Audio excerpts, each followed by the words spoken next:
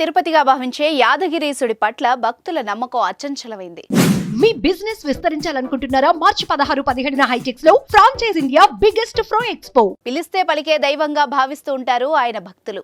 స్థల పురాణం గురించి చూసినప్పుడు యాద మహర్షి చేసిన తపస్సుకు మెచ్చి నరసింహస్వామి ప్రత్యక్షమయ్యాడు. యాద మహర్షి కోరిక మీద అక్కడే లక్ష్మీ నరసింహస్వామిగా వెలిశాడు.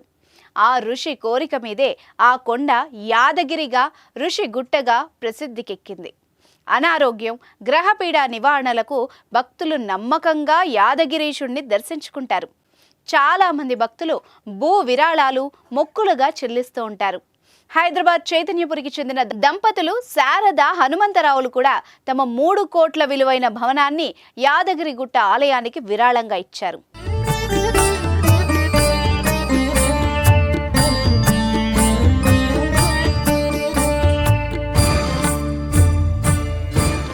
యాదగిరిగుట్ట లక్ష్మీనరసింహస్వామి ఆలయానికి హైదరాబాద్ చైతన్యపురికి చెందిన శారద హనుమంతరావు దంపతులు 3 కోట్ల విలువైన భవనాన్ని విరాళంగా ఇచ్చారు.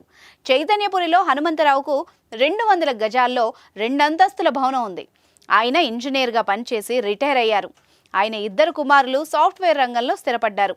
ఒకరు అమెరికాలో, మరొకరు హైదరాబాద్లో ఉంటున్నారు.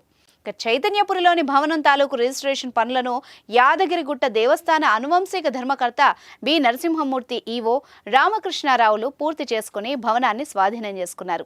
కాగా యాదగిరిగుట్ట పుణ్యక్షేత్రంలో సోమవారం హరిహరులకు విశేష పూజలు నిర్వహించారు. ఆలయ ఖజానాకు వివిధ విభాగాల ద్వారా 28 లక్షలకు పైగా ఆదాయం సమకూరిందని ఆలయ అధికారులు తెలిపారు.